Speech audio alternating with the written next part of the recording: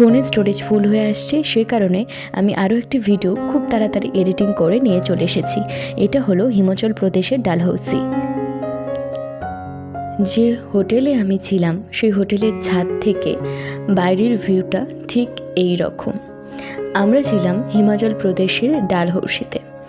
বাইরের ছাদ থেকে আমি বাইরের ভিউটা দেখছিলাম আর এনজয় করছিলাম, আর সেই সঙ্গে সঙ্গে একটু ভিডিও করে নিলাম। বাইরে এখনও হালকা মেঘ আছে। পাহাড়ি অঞ্চলে এরকম মেঘ সবসময়ই থাকে বা দেখা যায়। ঠান্ডা ঠান্ডা হাওয়াটা আমি বেশ এনজয় করছিলাম। আর তার সঙ্গে ছাদের মধ্যে কিছু পাহাড়ি ফুল বা পাহাড়ি গাছ ছিল, যেগুলো দেখতে খুব সুন্দর, ছোট ছোট ফুল। এই ছোট ছোট ফুলগুলো দেখলে ছেলেবেলাকার সেই আমরা ঘাসের ছোট ছোট ফুল কবিতাটা খুব মনে পড়ে যায়। আমার খুব প্রিয় ওই কবিতাটা। কয়েকদিন আগে আমার ছেলেকেও আমি সেই কবিতাটা শোনাচ্ছিলাম। কি সুন্দর লাগছে এই ফুলগুলো। এই ফুলগুলো যদি বা সব জায়গাতেই বাহারি ফুল হিসাবে পাওয়া যায়। যাই হোক, অনেক ঘোরাঘুরি হলো। আমরা সন্ধেবেলা মানে রাত্রের বেলা খাবার খেতে গেলাম। আমার শরীরটা খুব একটা ভালো ছিল না, কিন্তু তাও খেতে হবে। অনেক কিছুই খাবার ছিল, এই যেমন চিকেন ছিল, আরও অনেক কিছু ছিল। এখানে কিছুর একটা ফুড কাস্টার্ড ছিল, তারপরে আরও অনেক কিছু ছিল। এখানে রুটি ছিল, তারপর ছিল রায়তা। ওই বোঁদের শুকনো অংশ, সেটাতে মিষ্টি না দিয়ে রায়তা বানানো হয়, খুব ভালো খেতে। এটা আমি যতবার ঘুরতে গেছি বিভিন্ন জায়গায় এটা পেয়েছি। পনির ছিল, আলুর ছিল, তরকারি ছিল, অনেক কিছুই ছিল। আলু কপির তরকারি ছিল। আর এখানে এক ধরনের রাইস তৈরি হয়েছিল, সেই রাইসটা কিন্তু খুব ভালো লেগেছে আমার।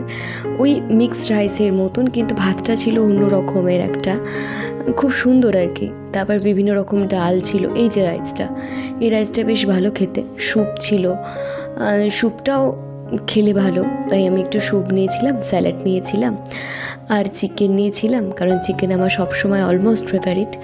তারপর নিয়েছিলাম ফুড কাস্টার্ড। যদিও বা কাস্টার্ড খেতে আমার খুব একটা ভালো লাগে না, আমি কাস্টার্ডটা পরে আর খাইনি, আমার ছেলের জন্যই নিয়েছিলাম। যাই হোক, আমি খাওয়া দাওয়া করে নিলাম। খাওয়া দাওয়া করে আবার পরের দিন আমরা এখান থেকে বেরোবো।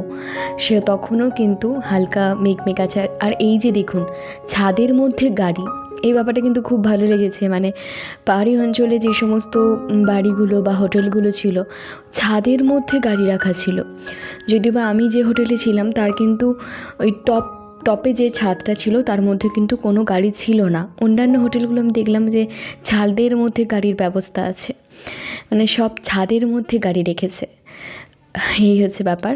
যাই হোক, এটা আমি আপনাদের দেখালাম। ওই যে দূরে দেখছেন পাহাড়ের বুকে মেঘ জমে আছে, পাহাড়ের বুকে মেঘ জমে আছে সাদা সাদা, কি সুন্দর লাগছে। এটা আরও একটু ক্লোজে আমি দেখাবো, যদিও বা আমি অন্যদিকে বসেছিলাম, আমার ভিডিও করতে অনেকটা অসুবিধা হয়েছে। তবে ওই যে পাহাড়ের বুকে যে মেঘ জমে থাকা যে দৃশ্যটা, সেটা কিন্তু আমার ভারী ভালো লেগেছে, তাই আমি এদিকে একটু অ্যাডজাস্ট করে ভিডিওটা করেছি। আপনারা দেখতেই পাচ্ছেন ওই দিকে কিন্তু দেখা যাচ্ছে পাহাড়ের বুকে কি সুন্দর মেঘ জমে আছে। আর বেশি কথা বলবো না, আমি ভিডিওটা একটা দুটো কথা বলছি, আর কত বলবো। ভিডিওটা পোস্ট করে রাখা নিজের কিছু স্মৃতি মনে পড়ার জন্যই, আর কিছু না।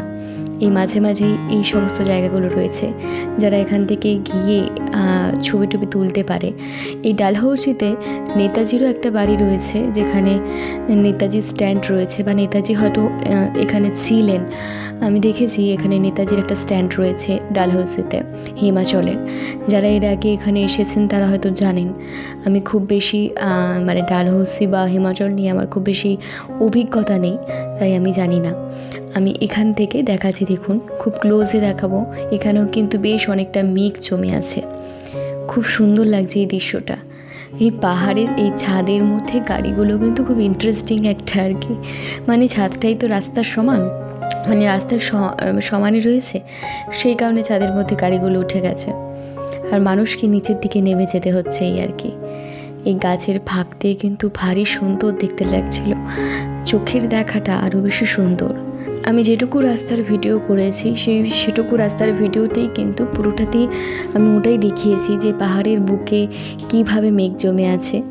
প্রাকৃতিক সৌন্দর্য দেখেও ফোনের মধ্যে বন্দি করে রাখবো না, এরকম আবার হয়। যাই হোক, আমি ভিডিওটা করে নিলাম। অনেক বকবক করেছি, তার সঙ্গে কিছু স্মৃতি মনে করলাম।